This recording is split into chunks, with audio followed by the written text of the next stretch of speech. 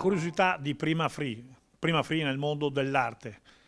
Prima Free oggi è a Venezia, domani dove vuoi tu. Prima Free, la curiosità. Fausto Brotti, siamo in scena, ormai la mostra è aperta, le difficoltà per organizzare nel 2017 una mostra di pittura di un certo valore a Venezia. Ma le difficoltà sono tantissime, anche perché chiaramente facendo arrivare artisti da tutto il mondo, come diceva il direttore artistico, abbiamo artisti dall'America, dalla Russia quest'anno addirittura, dalla Francia, dall'Inghilterra, dalla Grecia e chi più ne ha più ne mette. Quindi mettere insieme tutti questi artisti, le posso garantire che è un'impresa ciclopica, ma ci riusciamo tutti gli anni e quindi siamo felici di questo, perché poi tra l'altro gli artisti sono felicissimi di questo. Il pubblico come risponde, come lo avvisate? Il pubblico lo avvisiamo tramite chiaramente oggi coi social. Ci adeguiamo al futuro, quindi con le televisioni, con voi, grazie a voi. E quindi lì andiamo a dedicare tutto quello che è lo spazio comunicativo di quello che vuole essere questa mostra. Come risponde il pubblico? Il pubblico è straordinario. Il pubblico è straordinario perché tutti gli anni riusciamo a fare persone di più. Allora abbiamo fatto due calcoli così molto approssimativi, ma questo senza nulla togliere chiaramente alla Biennale, che è la mostra più importante di Venezia. Noi in 25 giorni più o meno di esposizione facciamo gli stessi ingressi che fa la Biennale in quei giorni. A differenza della Biennale non abbiamo gli sponsor della Biennale, quindi più di così. Siamo con il direttore artistico Raffaele Rinaldi. Questo impegno dell'Extraordinary International Venice 6-28-10-2017, un impegno per far conoscere, per proporre, per mostrare. Dunque, l'impegno per far conoscere, proporre e mostrare quelli che sono artisti che vengono da tutto il mondo. Anche quest'anno abbiamo avuto nuove adesioni, oltre a quello che è uno zoccolo duro di artisti che ci seguono da anni, siamo alla 7ª edizione, abbiamo 45 artisti in esposizione ed eccoci qua. Cosa l'ha sorpresa di più quest'anno, in questa edizione? Dunque, di questa edizione ho avuto il privilegio di vedere tutte le opere in anteprima, mi ha sorpreso la novità, la voglia di nuova espressione da parte di artisti di tutte le età. Abbiamo vari generi, dal figurativo alle sculture, all'astratto, veramente una grossissima qualità, e questo mi sorprende anche perché porta il marchio International Art Venice nel mondo. L'impegno del vostro gruppo, le proposte, le idee, la voglia.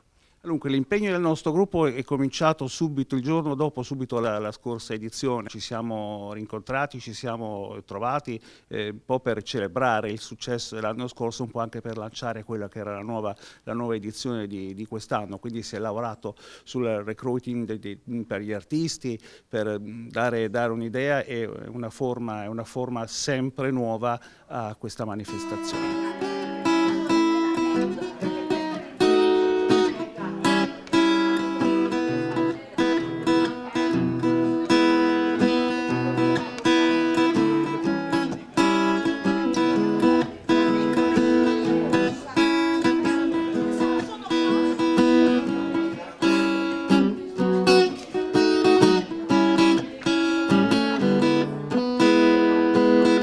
Siamo con le opere di Bruno Cesca.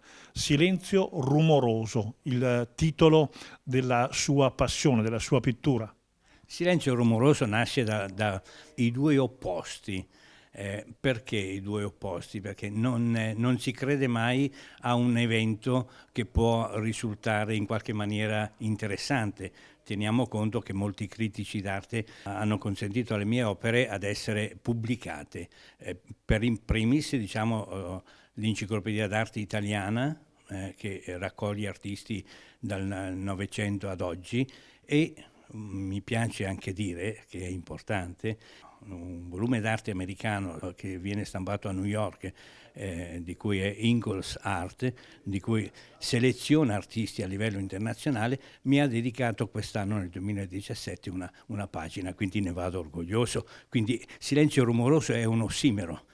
Questa è un'opera a cui tengo moltissimo perché molti pittori e artisti usano mani, pennelli. Il colore in questo caso è stato trasmesso, diciamo, nella tela come dire, con un gesto abbastanza violento, come lo si può notare, quindi prende una forma, prende delle scie, si amalgama e poi fa dei grumi, quindi rende, diciamo, possibile l'idea che poi a me è piaciuto dare il titolo all'opera Sussurranti scie, perché è importante, fino a prova contraria, cioè capire anche quando un artista non è cosciente di quello che va a interferire nella tela, però Sussurranti scie dà l'idea ed è sostanzialmente un piacere, il piacere che è dato dalla gioia, da un contributo, diciamo, con l'altro sesso, perché va detto, è un'esplosione di emozioni. E un'ultima cosa che a me piace dire, piace definirla un'opera, diciamo,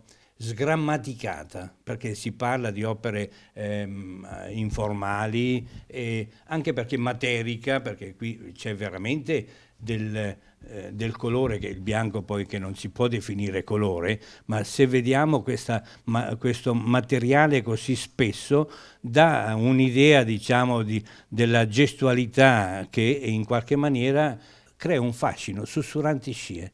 La luce del successo, siamo con Luana Gogna. I colori che lei ha portato, la fantasia, il movimento della sua opera, ce lo racconti un po'? Beh, semplicemente io amo i colori, secondo me la vita è colore e nei miei dipinti cerco sempre di portare comunque quello che secondo me la gente ha bisogno, quindi vitalità, luce, allegria, tutto ciò che possa far gioire. A chi mandi questi messaggi? Ma in generale a chi li vuole cogliere, a chi magari ha bisogno di quel momento di gioia, a chi ama i colori, a chi ne ha la necessità perché in fondo vive nel suo buio e non li vede da suo. Beh, la luce del successo è nata semplicemente perché secondo me tutti dovrebbero seguire il proprio successo personale. Ho scelto proprio di fare questa scala perché comunque c'è sempre una salita, c'è sempre qualcosa da superare, da innalzarsi, fino ad arrivare proprio al proprio successo, che può essere interpretato in mille maniere, può essere un successo finanziario, un successo sentimentale, qualunque cosa si voglia.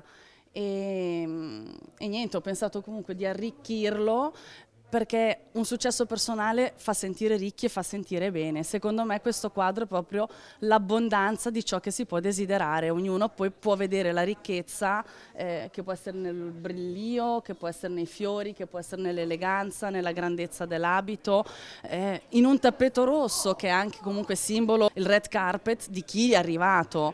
E dopo appunto a libera interpretazione di come ognuno vede il successo. Anna D'Alessandro, l'alba, la creazione, è uno spirito d'ottimismo? Sì, uno spirito di grande ottimismo, la nuova alba, e soprattutto un invito ad ascoltarsi dentro, ascoltarsi e guardarsi intorno con un occhio diverso, un occhio consapevole, meditativo. E infatti le mie opere hanno tutte questa particolarità, il messaggio dell'incontro con se stessi, per poi esternare tutto nella propria vita quotidiana, però con occhi consapevoli. I suoi occhi ci dicono tutto, brillano e quindi raccontandoci le sue opere. Grazie.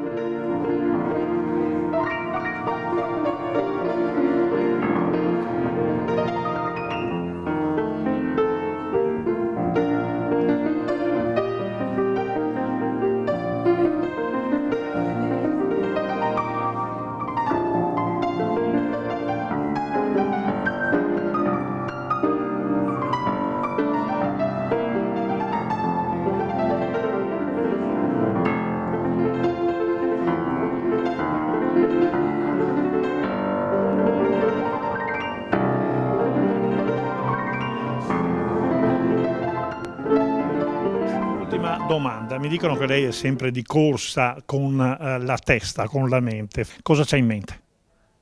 Non ve lo dico, ma l'anno prossimo, oltre ad esserci l'ottava edizione di International Art in Venice, ci sarà qualcosa di sensazionale, sempre qua a Venezia, a febbraio, ma non posso dirvelo adesso. Ok, vabbè. Sarà una cosa coloratissima, febbraio, carnevale. Assolutamente, assolutamente. Subito dopo il carnevale, perché il carnevale porta tantissima gente, quindi chiaramente sarebbe impossibile farlo, ma subito dopo il carnevale ci sarà una manifestazione incredibile Subito dopo il carnevale ci sarete voi. che non esiste al mondo. Grazie, grazie per questa anteprima. Grazie a voi.